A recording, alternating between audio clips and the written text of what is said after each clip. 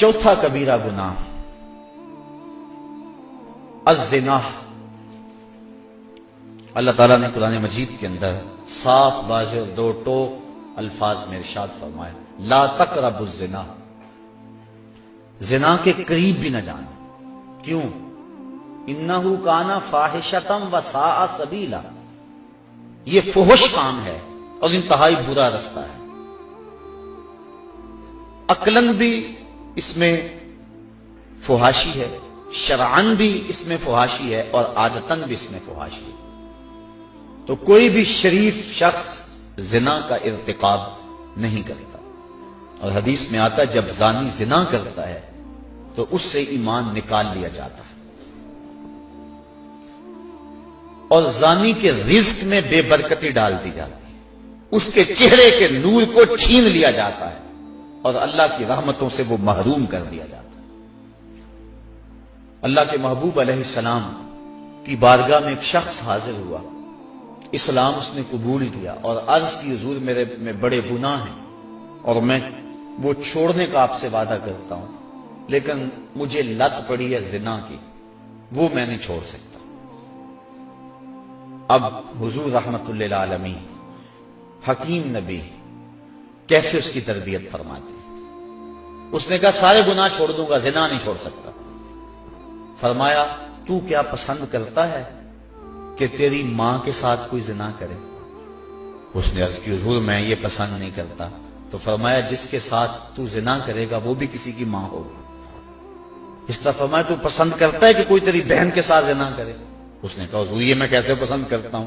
تو فرمایا کہ جس کے ساتھ تو زنا کرے گا وہ کسی کی بہن ہو سکتی ہے۔ اس طرح بیٹی کے بارے میں، بیوی کے بارے میں حضور نے فرمایا، تو وہ بات اس کے اندر اتر گئی۔ عرض کی حضور میں توبہ کرتا ہوں، آج کے بعد زنا نہیں کروں گا۔ زنا اللہ کو سخت ناپسند ہے۔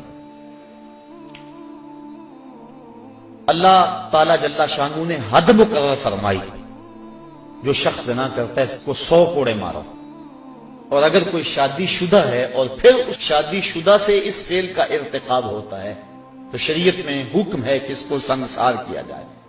اللہ تعالیٰ گوارا نہیں کرتا کہ وہ میری زمین پہ رہے، کہا اس کو سنگسار کر دو، پتھر مار مار کے ہلاک کر دو، یہ اس کی سزا ہے۔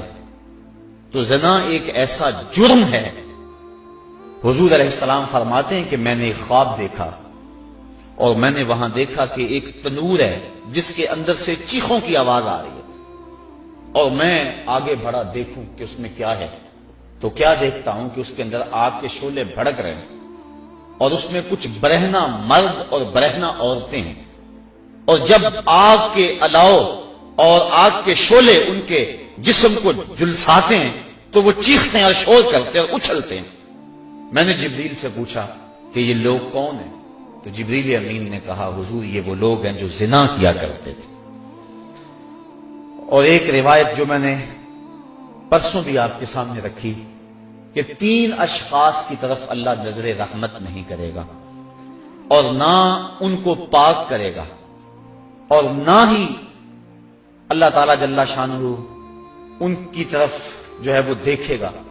وہ 3 اشخاص میں سے پہلا شخص شیخ زان، وہ شخص جو بوڑھا ہو گیا ہے لیکن زنا نہیں چھوڑتا ہے۔ بوڑھا زانی اللہ کو سخت ناپسند ہے۔